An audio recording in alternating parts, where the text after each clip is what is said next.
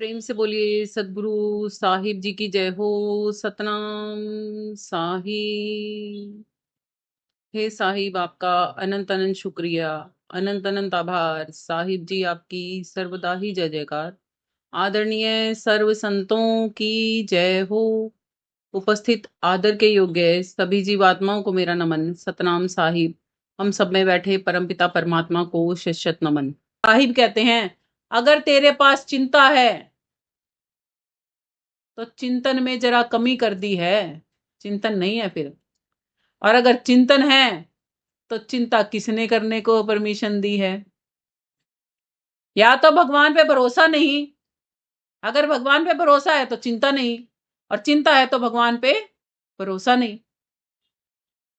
दोनों में से एक ही बात होंगी ना।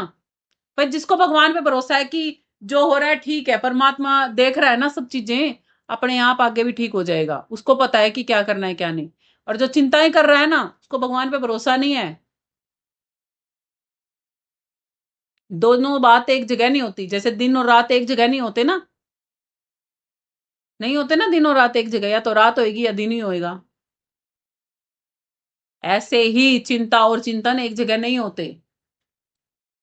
हाँ, आप चिंता में हो, अपनी चिंता परमात्मा को बता के छोड़ दो उस पे। फिर चिंतन ही चलेगा आपके अंदर में। चिंताओं का सरोकारी वो है कि परमात्मा, मुझे नहीं समझ में आ रहा मेरे साथ ये क्या हो रहा है।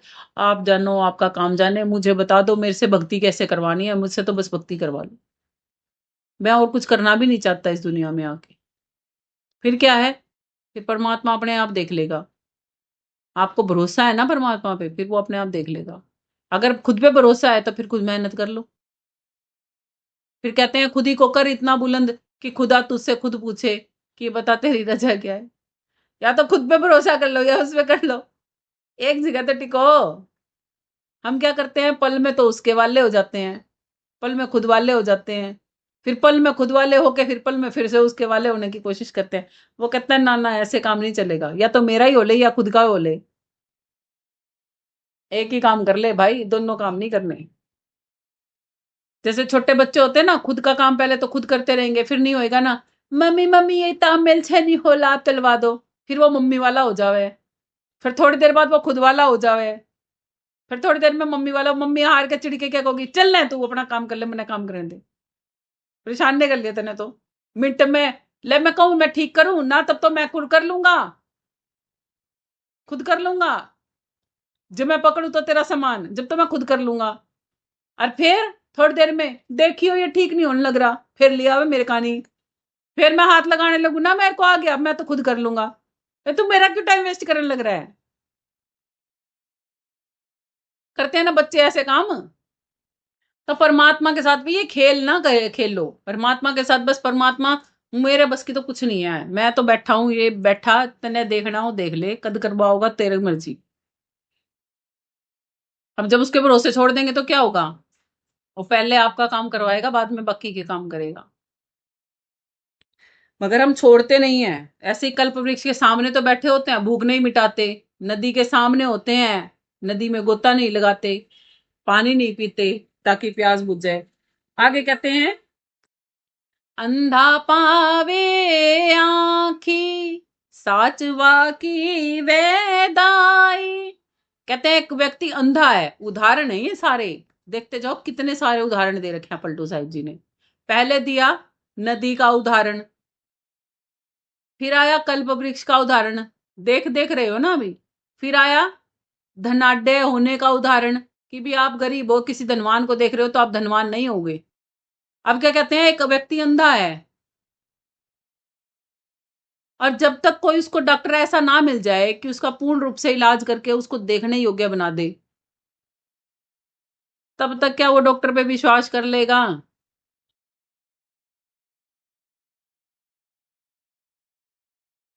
क्या करना पड़ेगा? मोतियाबिंद हटाना पड़ेगा ना आंखों में से। तुलसी साहिब जी इसीलिए कहते हैं, घट में है सूझे नाही, लानत ऐसी जिंद, तुलसी या संसार को भया मोतियाबिंद। कहते हैं, मैं मोतियाबिंद का इलाज करता हूँ, लोगों करवा लो, मैं कर दूंगा तारा इलाज। फिर उन्होंने अपनी आंखों में मोतियाबिंद नहीं दिखता पड़ रहा है, इलाज कहां से करवाओगे बेचारे? है ना। और साहिब कहते हैं, कहीं कबीर का से कहूं सकलो जगंधा। कह रहे हैं सारी दुनिया ही अंधों की भरी पड़ी है, मैं किस किस को कहूं, सभी बुलाने पेट का धंधा। कह रहे यहाँ सारे जुटे पड़े हैं, किसी को परमात्मा की जरूरत नहीं है, प्रभु की जरूरत किसी को नहीं है, प्रभुता सब चाहते हैं। कहते हैं जो कोई अंधा हो ना संसार में अगर, और उसको ऐसा वैद्य मिल जाए ना कि जो उसकी आंखों का इलाज करके उसको देखने योग्य बना दे, तब वो व्यक्ति सबको कहेगा कि भाई वो डॉक्टर बढ़िया है, वो आंखों का इलाज बढ़िया जानता है, वो आंखों का इलाज बढ़िया जानता है। अब कोई इसकी बात मानो या ना मानो, उसका तो इलाज उसने कर दिया ना। तो यही हकीकत है। कहते हैं ऐसे ही संत जनों को, गुरुजनों को केवल वही जान पाते हैं जो उनके पास जाते हैं, उनकी शरण ग्रहण करके उनसे कुछ सीख जाते हैं ना, उनके लिए तो वो वही रहते हैं। बाकी दुनिया के लिए वो कुछ भी बनते रहो, कुछ भी होते रहो, उनको कोई मतलब नहीं होता, नहीं होता ना। आगे कहते हैं लोहा कंचन होए पारस की करे सराहना। कहते हैं जब एक लोहे जैसा व्यक्ति है और पारस के संपर्क में आ गया, और उस पारस ने क्या किया, उस लोहे को सोने जैसा बना दिया, तो क्या करेगा वो? अब लोहा पारस के गुण गाएगा कि नहीं गाएगा? सोना बनने के बाद क्या कहेगा? बहुत अच्छा पारस था, बड़ा बढ़िया पारस था, वाकई में ही पारस था, मैं तो लोहा था और मेरे को तो सोना बना दिया। गाएगा ना गुण, कि नहीं गाएगा?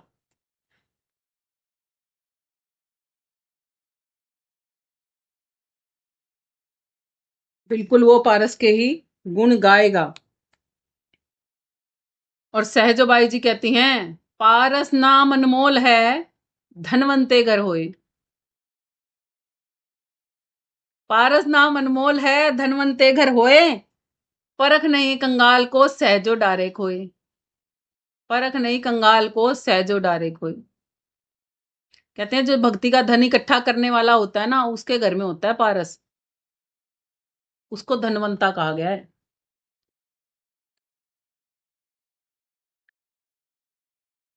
कि परख नहीं है कंगाल व्यक्तियों को, वो सहज में ही हो देता है।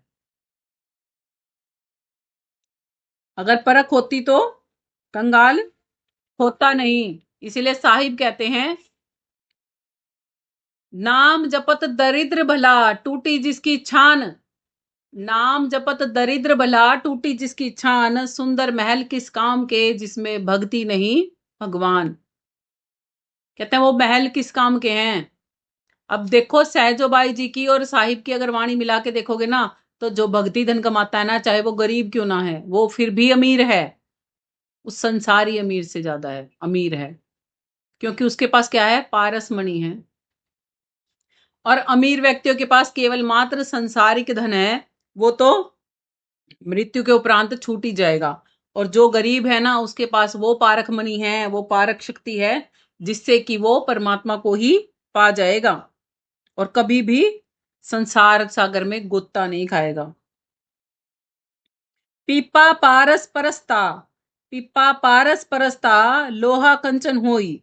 पीपा पारस परस्ता लोहा कंचन होई, सिद्धि के कांठे बैठता, सिद्धि के कांठे बैठता साधक सिद्धि होई।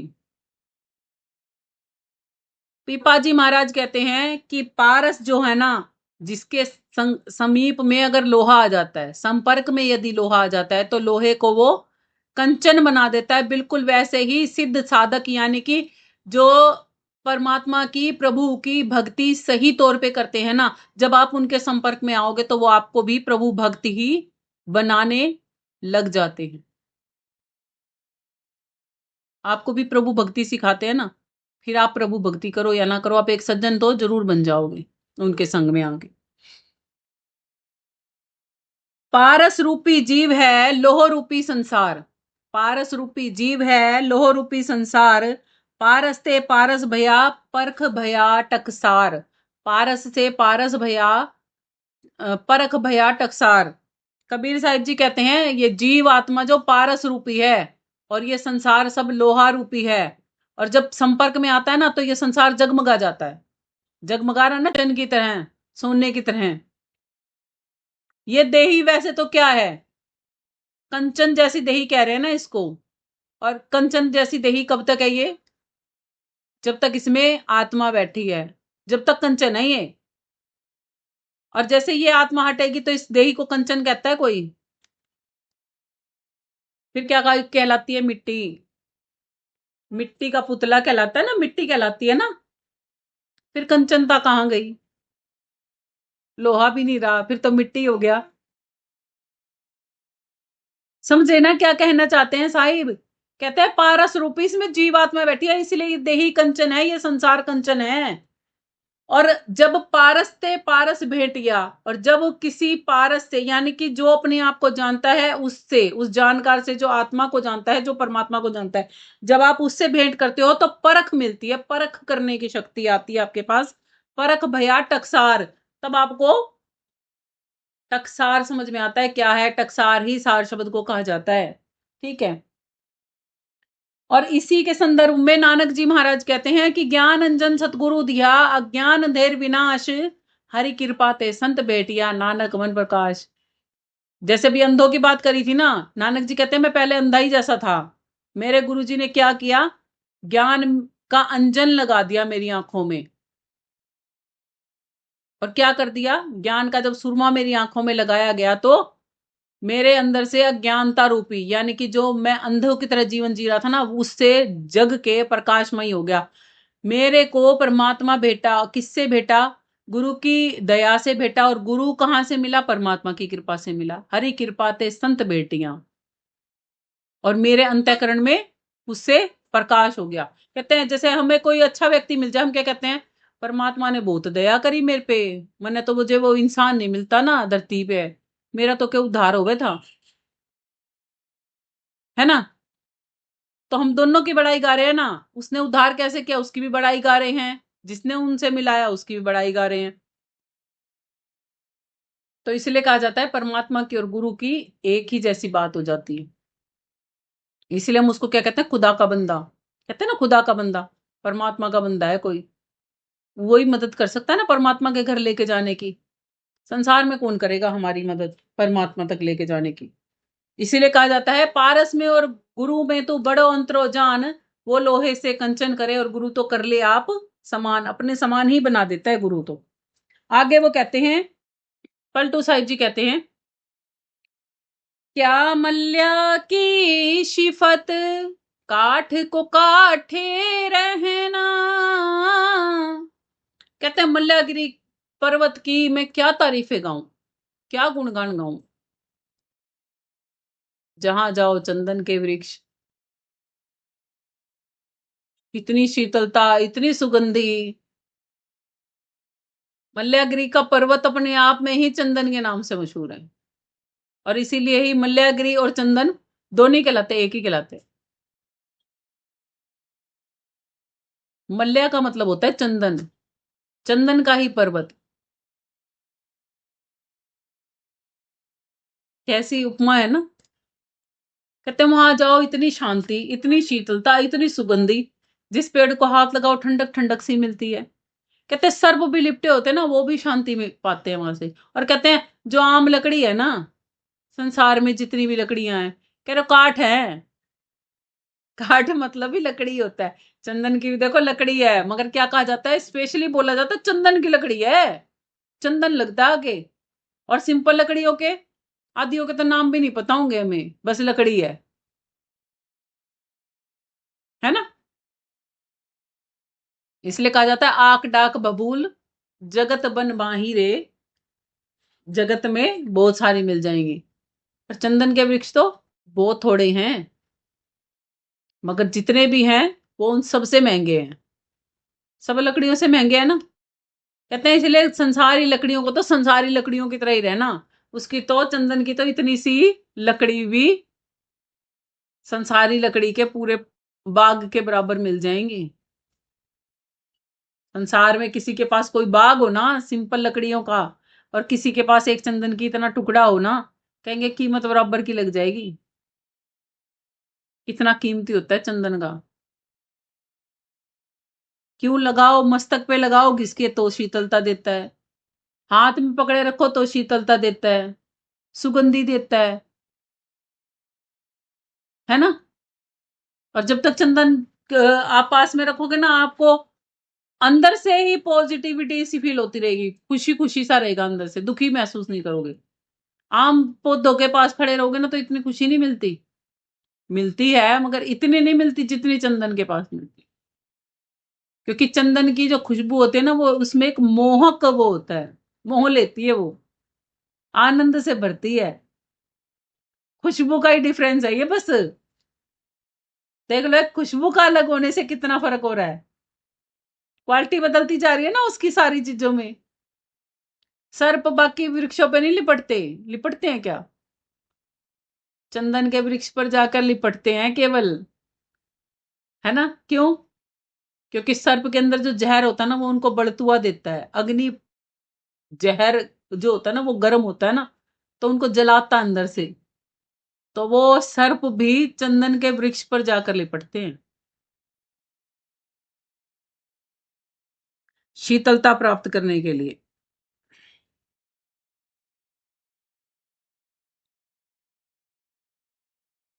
पलटू साहिब जी कहते हैं, पलटू सत्संग के किए मिटते तीनों ताप।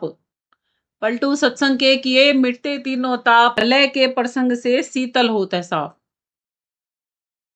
मलय का मतलब वही है मल्याग्री, चंदन के वृक्षों के संग में आने से, उनका संग पा लेने से सर्प को जैसे शीतलता मिल जाती है ना, बिल्कुल वैसे ही जब हम सत्य के सत्संग में जाकर जुड़ते हैं, सत्य के सत्संग की संगति करते हैं, सत्संग करते हैं, तब हमारे भी तीनों प्रकार के ताप मिटते हैं। दैविक ताप मिटते हैं, दैहिक ताप मिटते हैं, और भौतिक ताप मिटते हैं। यानी कि मन के ताप मिटते हैं, तन के दर्द मिटते हैं, और भौतिक जगत भी हमारा शांत होने लगता है।